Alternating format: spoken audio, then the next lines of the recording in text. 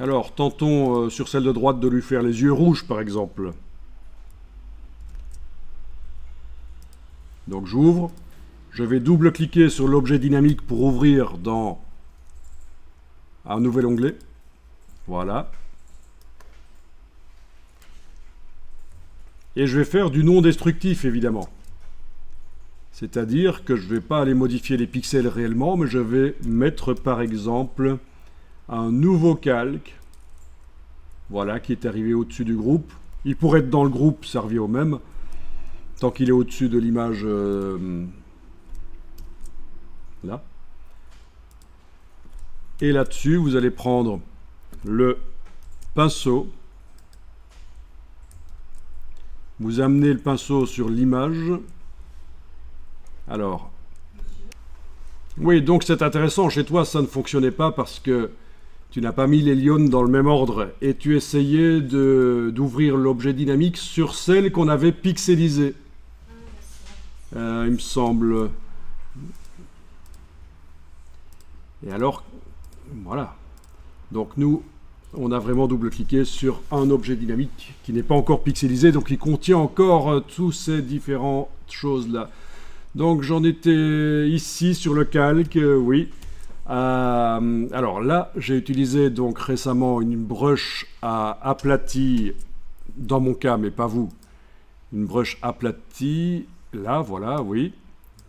C'était pour l'ombre. Donc je vais diminuer la dimension de la brush et faire en sorte qu'elle soit ronde. Ok. Donc vous avez quelque chose qui ressemble à peu près à ça quand vous amenez le pointeur sur l'image. Ceux qui ont une croix, c'est que la touche verrouillage majuscule sur le clavier, je vous montre sur mon clavier virtuel, la touche verrouillage majuscule peut-être est enclenchée chez vous. Il faut la désenclencher. Comme ça, vous n'aurez pas la croix. Ceci dit, si vous avez une toute petite brush, elle apparaît quand même sous forme d'une croix. Ça peut arriver.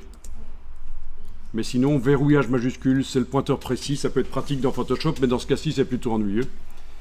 Alors voilà, vous allez enfoncer sur le clavier du PC ou du Mac. Vous enfoncez les deux touches CTRL et ALT. Donc sur le Mac, CTRL Option. Sur le PC, CTRL ALT. Je pense que ça s'appelle ALT sur votre clavier. Sur le Mac, ce sera avec le bouton gauche de la souris. Sur le PC, ce sera avec le bouton droit.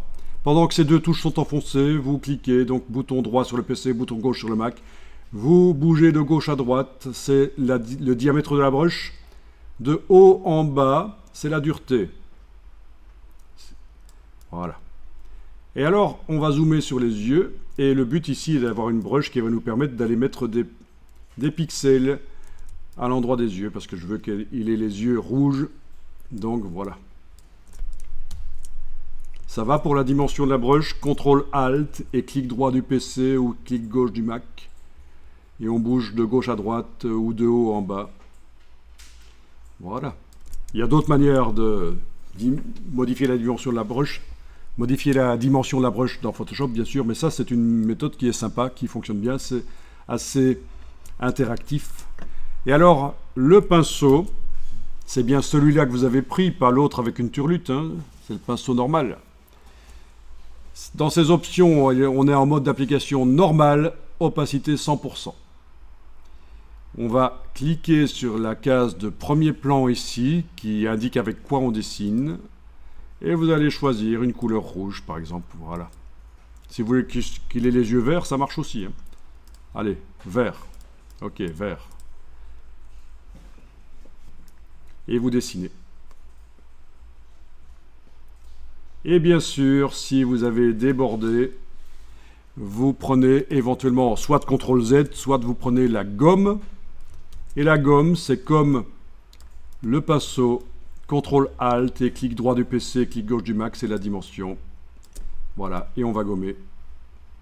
C'est une solution. Et je reviens au pinceau, et je redessine. Et voilà. Barre d'espacement, je dessine l'autre. Amusant.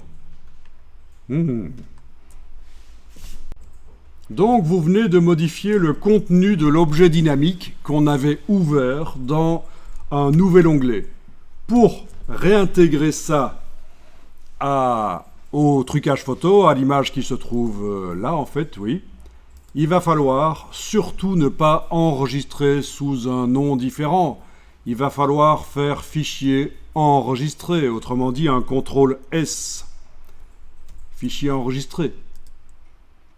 Et là, quand je vais sur l'image, voilà, nickel. Ça s'est répercuté, c'est ça le principe.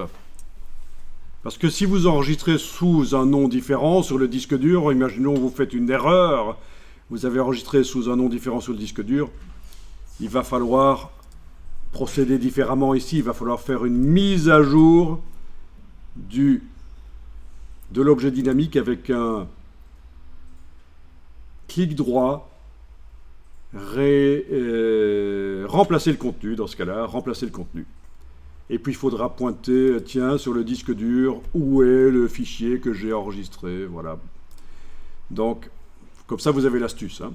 Si jamais vous avez fait l'erreur d'enregistrer ça sur le disque dur, sous un nouveau nom, au lieu de faire fichier enregistré, il faudra dans le montage ici, faire un clic droit, à droite de l'objet dynamique et demander remplacer le contenu et vous indiquer où est le fichier sur le disque dur. Donc c'est possible. Hein.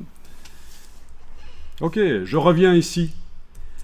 Peut-être qu'on va mettre de la transparence quand même. Donc le calque, donc je suis revenu dans l'objet dynamique là. Hein. Le calque là, qui est activé. Oui, on pourrait modifier l'opacité. Comme ça mélange. C'est déjà pas mal. Ou alors, je laisse l'opacité à 100%.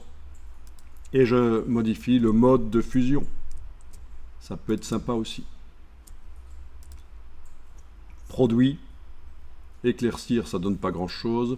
C'est un peu empirique, c'est-à-dire que en fonction de chaque image et ce qu'on veut faire, un mode de fusion va parfois donner bien et parfois moins bien. Donc il faut tester.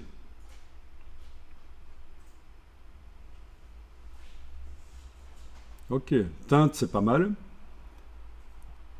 Produit ça peut être bien aussi. Ça dépend ce qu'on veut faire. Hein. Est-ce qu'on veut que ce soit un alien ou juste une lionne avec des yeux verts? Voilà. Allez, teinte. Donc ce calque-là. Et là, il y en a qui se disent « Ah, mais je vais pouvoir me faire avec des yeux verts ce soir dans Photoshop. »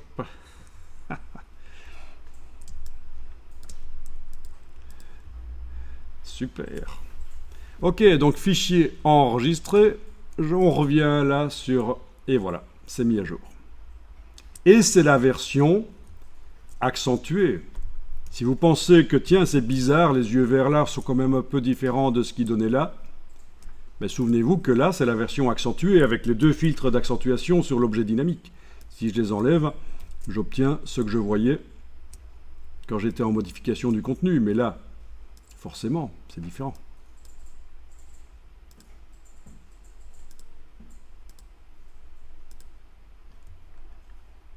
Amusant.